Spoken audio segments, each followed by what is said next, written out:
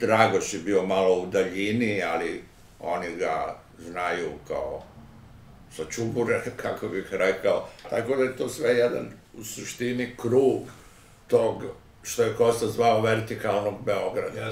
Ali tu mi je interesantno da ti kažeš koja je tu bila uloga Bogdana Tirnanića. Nikak. Apsolutno nikak. On se nije uopšte bavio tim... Tirke pripada starom Beogradu koji je bio protiv Studenskog kulturnog centra. Oni su bili protiv konceptualne umetnosti i protiv svega što dolazi iz Studenskog centra. Da. On pripada, mogli bi se reći, čuburskoj mitologiji kojoj pripada i Kapor. Da, jeste.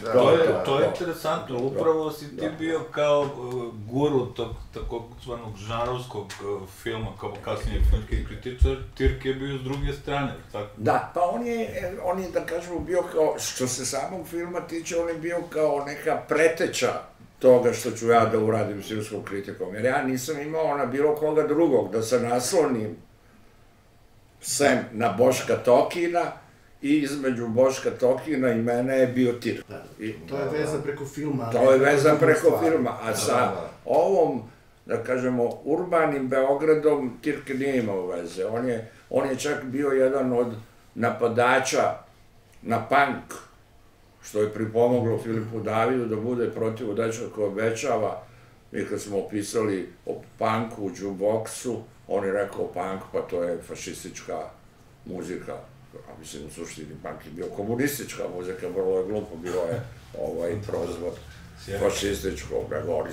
Oni su zajebavali svastiku, a nisu je iznosili. Posle je malo ukempljeno, isto Lajbak napravio od sebe takvu grupu, ali to je ironijski modus, što kaže Norton Fry. To nije otvorena podrška, da. I oni su bili protiv toga. Onda su se Tirke posle, smo se ja i on vrlo sprijateljili i on je reterirao u tom naboju protiv panka, na primjer, a nastavili smo oko filma da se slažemo. Iako sam ja jednom njega morao da napadnem, jer je on u Ninu napao Elvisa Prislija kao glumca. Rekao da je Elvis Prisley loš glumac. I da nije igrao ni u jednom dobrom filmu.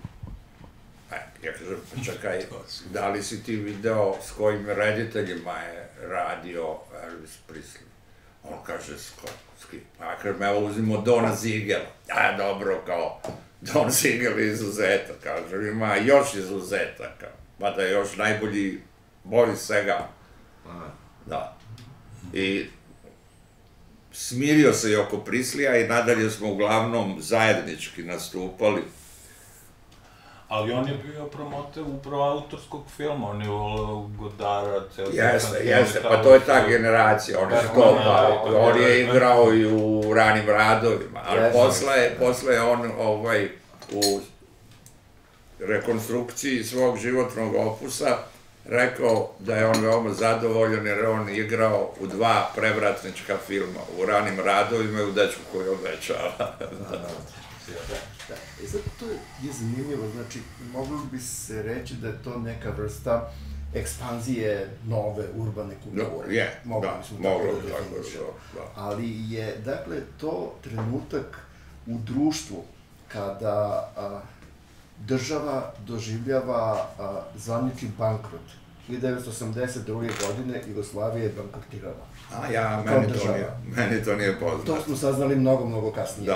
Da. Tu činjenicu. Ali to je taj trenutak, zaista. Mogli si osetiti nešto od te ekonomske krize. Da, i oni su digli ruke od kulture, da. To sam, stalno ja to govorim, oni su digli ruke od kulture i zato se u kulturi moglo raditi svašta. Svakakve stvari i subverzivne. Pločaka odmrali poslednji dan i to, mislim. Ali činjenica, dakle, cela država je rekla ne možemo da servisiramo naše dugove, a opet je ta stvar sa kulturom funkcionisala. Mislim, to bi se moglo na neki način okarakterisati kao trenutak kada je društvo u dekadenciji, onda je mogućnost za umetnost Da, možda bi moglo tako da se kaže. Vajmarski. Nekako slično tome. Vajmarska republika.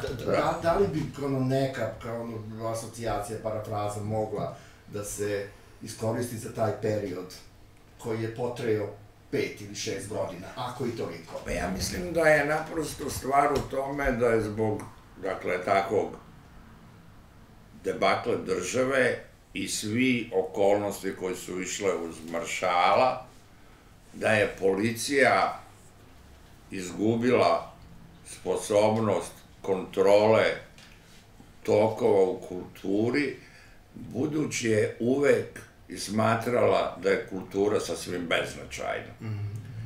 I onda se odjednom otvorio prostor da se rade neke stvari koje ne bi bile odgovarale čvrstom režimu. Režim naprosto više nije bio čvrst, ne može u bankrotiranoj zemlji da režim bude čvrst. I na neki način da tu pokušaja nekih bilo od strane te vladajuće nomenklature, sećam se da je tada napravljena bela knjiga u kojoj si se i ti pominjao više puta. Da, 4 puta, da. Da, to sam imao stravičnu raspravu sa... Stipe Šuvara, da napomenemo. Da, Stipe Šuvar i, kako se kaže, Nino Pavić, njegov šef kabineta koji je stajao iza zagrebačkog New Wave-a. Bio je odgovorni urednik Polet. I Rade Šerbeđ je došao avionom, stigao naveče na svečanu večeru oko Une u Maderi. Neko je lepo vreme u bašti. I on je doneo tu knjigu za koju sam ja bio čuo, preko Polivca koji je prijatelj s Ninom Pavićem. Ja uzmem ovako tu, prelistam knjigu i on kaže, šta ti misliš o tom stravičnoj komunističkoj torturi? Ja kažem, ja ne mislim da je to ta stravična tortura. Što se mene tiče, koji sam ovde upao slučajno, ako mene izdvojimo, ja mislim da sve ostale bi trebalo pohapsiti.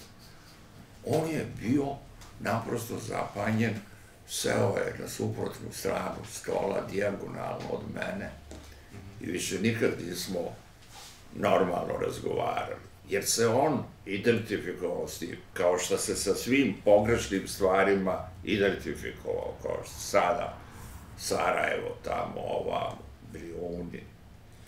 Čovek koji, znači, donosi tu knjigu, egzaltiran, on sad sedi na Brijuni. Eto, to je slučaj Radica Šerbeđi, ali takvi su glumci.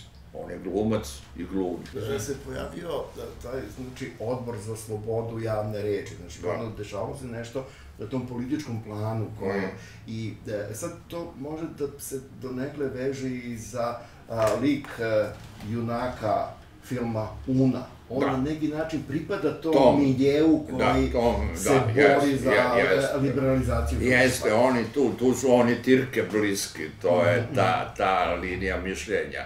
A njen, kako se kaže, temeljna figura je bio moj prijatelj, pokojni pesnik, najveći srpski, živi dok je bio živ, Raša Livada. Jer on je radio na toj deklaraciji, iza koje je naravno stajala CIA, za slobodu govora i protiv verbalnog delikta. Ja sam sedeo s njim i Žifom Pavlovićem i oni su, kako se kaže, metanisali na ideji slobode govora. Ja kažem, ja sam apsolutno protiv slobode govora, ja sam za najoštrije kazne za verbalne delikte. Oni kažu kako.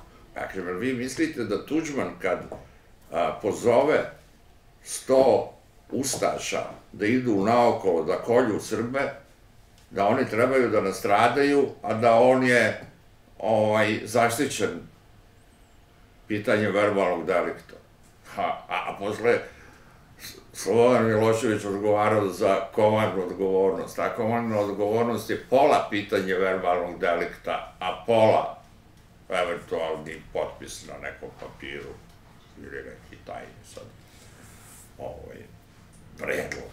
Ali može i tajno ako je sloboda govora, ako verbalni delikt ne može da bude inkrimisan, onda može da se kaže na uvod šta hoćeš. Tako da sam ja bio tu potpuno protiv njih u svemu. To je bila težina moje pozicije.